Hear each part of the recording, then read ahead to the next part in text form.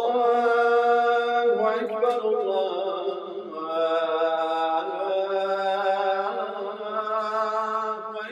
Assalamu alaikum wa rahmatullahi wa barakatuh. Ramadan Kareem. So today inshallah we shall cover the story of the believer of the people of the Pharaoh, and it's covered in Surah Ghafir from ayah 28 to ayah 35. And so what the first thing that strikes you when you look at the story of the believer of the people of the Pharaoh is that he was not a yes man.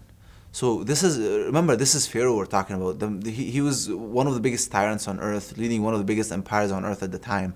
And everyone around him, all his entourage, are just yes men. They're just agreeing with everything he's saying. They're just, whatever he says. He said that he was God, and they still agreed with him. And so Allah subhanahu wa ta'ala explains very clearly and very specific terminology. Right? So Allah subhanahu wa ta'ala did not describe him as a male. Allah subhanahu wa ta'ala described him as a man. He says, وَقَالَ رَجُلٌ مُؤْمِنٌ مِّنْ آلِ فِرْعَوْنَ يَكْتُمُ إِيمَانَهُ. A believing man from the people of Pharaoh spoke. And Allah subhanahu wa ta'ala didn't describe him as a male. So a lot of the time we confuse the two. We confuse manhood with just being a male. But Allah subhanahu wa ta'ala describes that a man has to have a stance. He's not a yes man.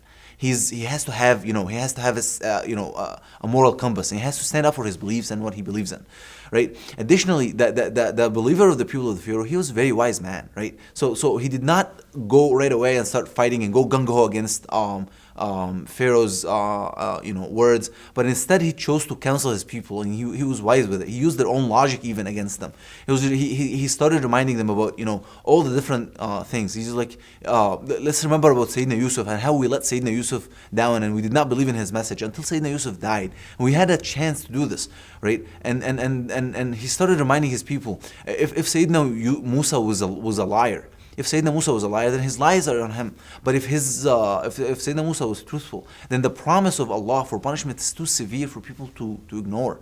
And he throughout the story of this guy, you notice that he was taking pains to try to protect his people.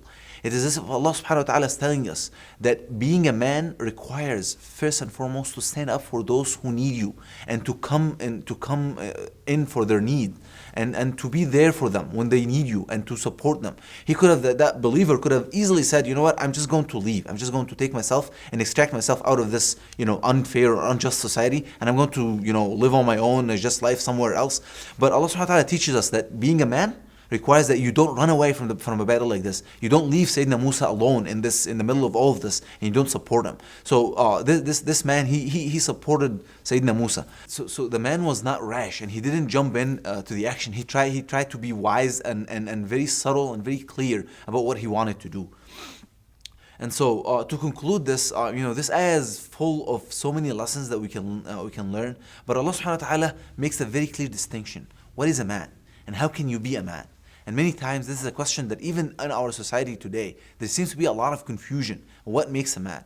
What would help you grow to become the sort of person that Allah subhanahu wa ta'ala describes you as a man? I pray that Allah subhanahu wa ta'ala keeps us steadfast in this month of Ramadan, and accept our siyam and qiyam, and grant us that we would witness Laylatul Qadr, and we would be able to pray to Him in Laylatul Qadr. Allahumma ameen. Jazakumullah khairan for listening, and assalamu alaikum wa rahmatullahi wa barakatuh.